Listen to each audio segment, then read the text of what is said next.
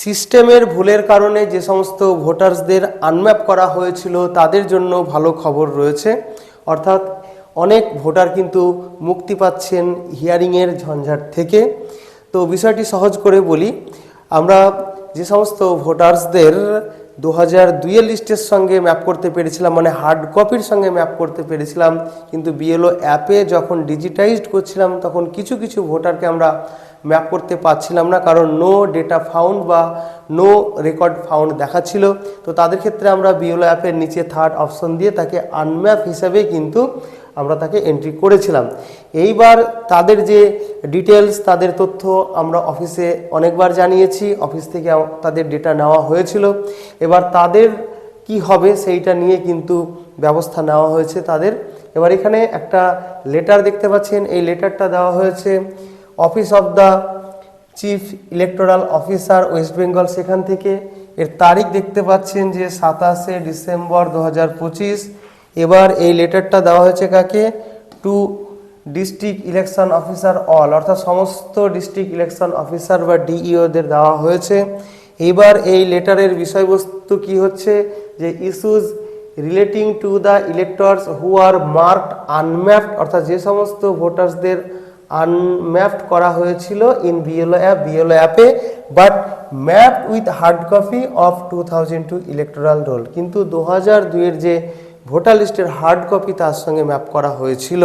বিষয়টা হচ্ছে কি, আরও একবার বলি, যে যাদের 2002-এর ভোটার লিস্টে নাম ছিল বা নিজের নাম না থাকলেও তার রিলেটিভের নামটা ছিল, অর্থাৎ বাবা মা দাদু ঠাকুর এদের নাম ছিল, কিন্তু তা সত্ত্বেও তাদের আনম্যাপ করতে হয়েছিল, কারণ বিএলও অ্যাপে তাদের ফর্মটা ডিজিটাইজড করতে গিয়ে সেই তথ্য আমরা পাইনি। এটা সিস্টেমের ভুলের কারণে হয়েছিল, কারণ যে 2002-এর যে ভোটার লিস্ট সেটাকে যখন ডিজিটাইজড করা হয়েছিল বা সেটাকে মানে তার ডেটাকে যখন বিএলও অ্যাপে ফেচ করা হয়েছিল, তখন কোনো একটা ভুলের কারণে হয়তো কিছু কিছু ভোটার বাদ পড়ে গিয়েছিল। তো সেই সমস্ত ভোটার্সদের কি হবে সেই সংক্রান্ত এটা লেটার, তো পুরো লেটার আমি পড়ছি না, এর মূল যে বিষয়বস্তু রয়েছে 5টি যে নির্দেশিকা দেওয়া হয়েছে সেই 5টি নির্দেশিকা আমি একটু আলোচনা করছি। তো প্রথমেই বলা রয়েছে যে these electors may not be called for hearing, এই ধরনের ইলেক্টর্সদের হিয়ারিংয়ে হয়তো ডাকা হবে না। এখানে মে নট বি কল্ড বলেছে, মে বলেছে, মাস্ট বলেনি।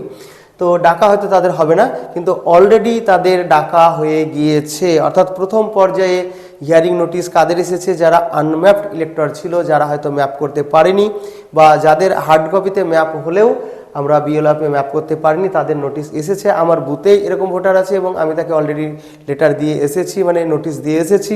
হিয়ারিংয়ের নোটিশ দেওয়ার পরে তার যে রিসিভ কপি তাতে সই করিয়ে সেটা বিএলও অ্যাপের যথাযথ জায়গায় আপলোড করে দিয়েছি, স্ট্যাটাস দিয়ে দিয়েছি, সেই ভোটারের ছবি তুলে আপলোড করে দিয়ে দিয়েছি। অর্থাৎ কাজ হয়ে গিয়েছে, যাকে বলে যে আগুন নিভে যাওয়ার পরে দমকল, তো সেই জিনিসটা কিন্তু হয়ে গেল। অর্থাৎ কাজ হয়ে যাওয়ার পরে এখন বলছে যে তাদের হয়তো ডাকা হবে না। তারপরে বলছে যে hearing notices so generated in such cases may not be served and kept with ERO AER, অর্থাৎ যে সমস্ত ক্ষেত্রে এই সমস্ত ভোটার্সদের নোটিশ জেনারেট হয়ে গিয়েছে সেইগুলো সার্ভ করার দরকার নেই, সেগুলো ERO AER'র কাছে রাখতে হবে, কিন্তু সেটা অলরেডি সার্ভ করে দিয়েছি, বিশেষ করে আমার পার্টিতে আমি সার্ভ করে দিয়েছি। এবার বলছে যে extract of the electoral role of 2002 may be sent to the concern DEO, অর্থাৎ সেই যে 2002-এর ভোটার লিস্ট, যে ভোটার লিস্টের সঙ্গে বা হার্ড কপির সঙ্গে ওই ভোটারকে ম্যাপ করা গিয়েছিল, সেই লিস্টের সেই অংশটা ডিইওকে মানে ডিস্ট্রিক্ট ইলেকশন অফিসারকে ভেরিফিকেশনের জন্য পাঠাতে হবে। এবার তিনি সেটা ভেরিফাই করবেন। তারপরে কি বলছে যে upon verification by the DEO ERO AER, অর্থাৎ ওই ডিইও সেটাকে ভেরিফাই করবে, সেই 2002 লিস্টের সঙ্গে মিলিয়ে দেখবেন। তারপরে তিনি হয়তো ERO বা AERকে ফোন করে বা বিভিন্নভাবে জানাবেন যে সেই কেসগুলোকে ডিসপোজ করে দেওয়ার জন্য। এখানে আরও একটা কথা বলা রয়েছে যে বিএলওকেও পাঠানো হতে পারে সেই ভোটারের কাছে ছবি টবি তোলার জন্য। নো ডেটা ফাউন্ড সংক্রান্ত এই বিষয়টি নিয়ে বা এই সমস্ত ভোটার্সদের তথ্য কিন্তু আমরা আমাদের অফিসে অনেকবার জানিয়েছি এবং অনেকবার অর্থাৎ একাধিকবার কিন্তু এই সমস্ত ডিটেলসগুলো আমাদের কাছ থেকে নেওয়া হয়েছিল। এবার আগে কিন্তু আমাদের বলাও হয়েছিল যে এদের হয়তো হিয়ারিংয়ে ডাকা নাও হতে পারে, কিন্তু যখন হিয়ারিংয়ের নোটিশ আসে দেখি সব আগে কিন্তু এদের নোটিশগুলোই কিন্তু এসে গিয়েছিল। তবে এই বিষয়টিকে আপনারা লজিক্যাল ডিসক্রিপেন্সিস যেটা চলছে বর্তমানে যে কাজটা আমরা করছি সেটার সঙ্গে কিন্তু মিশিয়ে ফেলবেন না, সেই বিষয়টা সম্পূর্ণ এর থেকে আলাদা।